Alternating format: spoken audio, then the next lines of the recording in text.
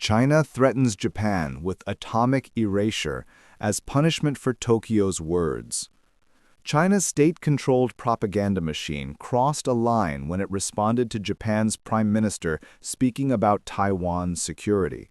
Japanese Prime Minister Takaichi stated that if China were to attack Taiwan, it would also pose a threat to Japanese security.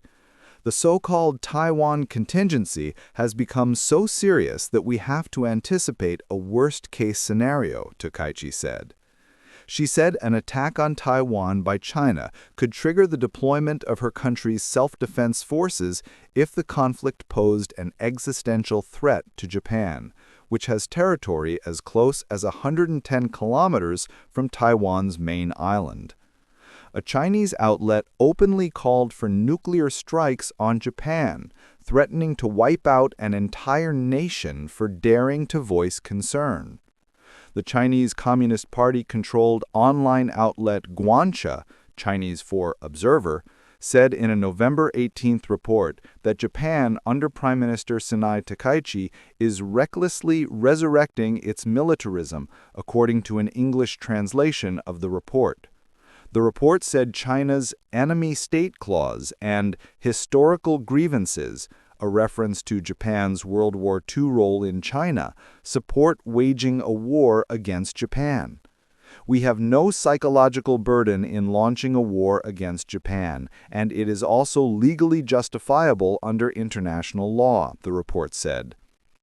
3 brigades of missiles armed with 72 nuclear warheads could destroy key military, industrial, and infrastructure targets, the report said.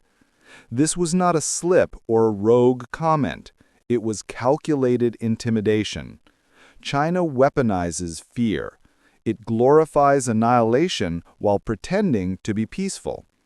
Such rhetoric reveals a regime obsessed with dominance and punishment. Beijing's message was simple: submit or be destroyed. A country that threatens nuclear genocide over words exposes its cruelty. It is not a partner, it is a menace to humanity. Sources: Global Times, China, State Media Commentary on Japan and Taiwan; Nikkei Asia, coverage of Japan's foreign policy statements regarding Taiwan; The Guardian, reports on Chinese media threats toward Japan; Reuters, statements and reactions to Chinese nuclear rhetoric in East Asia; BBC News, analysis of regional security tensions involving China, Taiwan, and Japan.